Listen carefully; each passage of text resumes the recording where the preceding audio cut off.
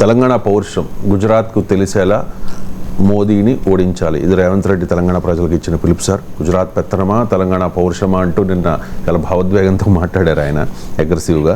So Telangana సెంటిమెంట్ను రాజేసే ప్రయత్నం ఎన్నికల సందర్భంగా అంటే ఎప్పుడు కూడా సౌత్ ఇండియాలో మొదటి నుంచి కూడా ఢిల్లీ పెత్తనం, ఢిల్లీ బయటి వారి పెత్తనం అంటే అదొక వెళ్ళి political emotional issue. NT Ramarao Telugu ప్రజల ఆత్మగౌరవ నినాదంతో అధికారంలోకి వచ్చాడు. తమిళ రాజకీయాల్లో ఇప్పటికీ కూడా యాంటీ ఢిల్లీ సెంటిమెంట్ బలంగా ఉంటుంది. ఇటీవల కేరళ, కర్ణాటక ముఖ్యమంత్రులతో సహా రాజకీయ నాయకత్వం తమ రాష్ట్రాలకు అన్యాయం జరుగుతుందని పోరాడారు. సో ఈ సెంటిమెంట్ సౌత్ ఇండియాలో ఎప్పుడు ఉంటుంది. అందువల్ల బహుశా సెంటిమెంట్ రాజకీయాలు జరపడంలో మోడీని, బీజేపీని మించిన దిట్టే ఇంకెవరూ లేరు. రాముడి సెంటిమెంట్తోనే కదా 2 సీట్ల నుంచి ఈ స్థాయికి వచ్చింది. సో హిందూ సెంటిమెంట్ను వాడుకోవడానికి ఇప్పటికీ కూడా మోడీ అదే ప్రయత్నం చేస్తున్నాడు కదా.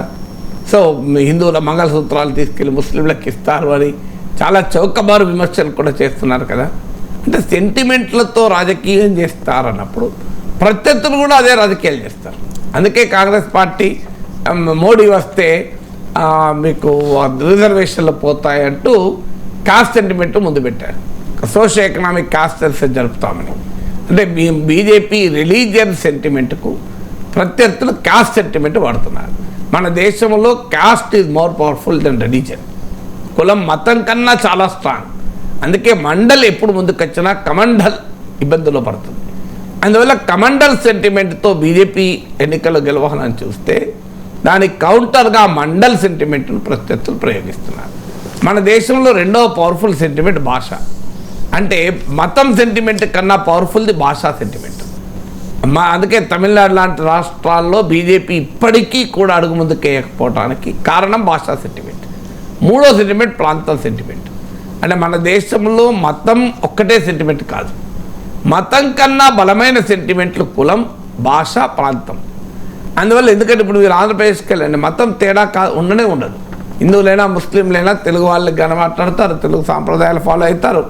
సో వాళ్ళకి సరిగా ఉర్దూ కూడా రాదు, ఏదో క్యో హై అని అంటే అనొచ్చేమో కానీ. సో అక్కయ్య, చెల్లయ్య, అన్నయ్య, బాగారు అని మాట్లాడుతుంటారు. ఏమీ తేడా ఉండదు. సో మలయాళంలో కేరళకి వెళ్తే ముస్లిం అయినా హిందూ అయినా మలయాళమే మాట్లాడతారు, క్రిస్టియన్ అయినా. అందువల్ల మతాన్ని మించిన బలమైన సెంటిమెంట్ కులము, భాష, ప్రాంతం. అందువల్ల గుజరాత్ మోడల్ ఆఫ్ డెవలప్మెంట్ అని బీజేపీ 2014లో పెద్ద ఎత్తున ప్రచారం చేసింది. అలాగే ఇప్పటికీ కూడా అనేక రకాల ప్రాజెక్టులు ఏ రాష్ట్రానికి, మహారాష్ట్రకి రావాల్సిన Vedanta chip factory, Airbus project గుజరాత్కే వెళ్తుంది. హైదరాబాద్లో నెలకొల్పాల్సినటువంటి Ayush centre, WHO Ayush centre గుజరాత్కే వెళ్తుంది. కాజీపేటలో రావాల్సిన కోచ్ ఫ్యాక్టరీ గుజరాత్కే వెళ్తుంది. ఇలా చాలా హైదరాబాద్లో ఇంటర్నేషనల్ ఆర్బిట్రేషన్ ట్రిబ్యునల్ పెడితే దానికి కేసీఆర్ భాషలో చెప్పాలంటే సవతి గిఫ్ట్ సిటీ గుజరాత్లో వెలుస్తుంది. బుల్లెట్ ట్రైన్ ఒక్క గుజరాత్ తప్ప ఇంకెక్కడికి రాదు, ఫస్ట్ అయితే గుజరాత్కే వెళ్తుంది.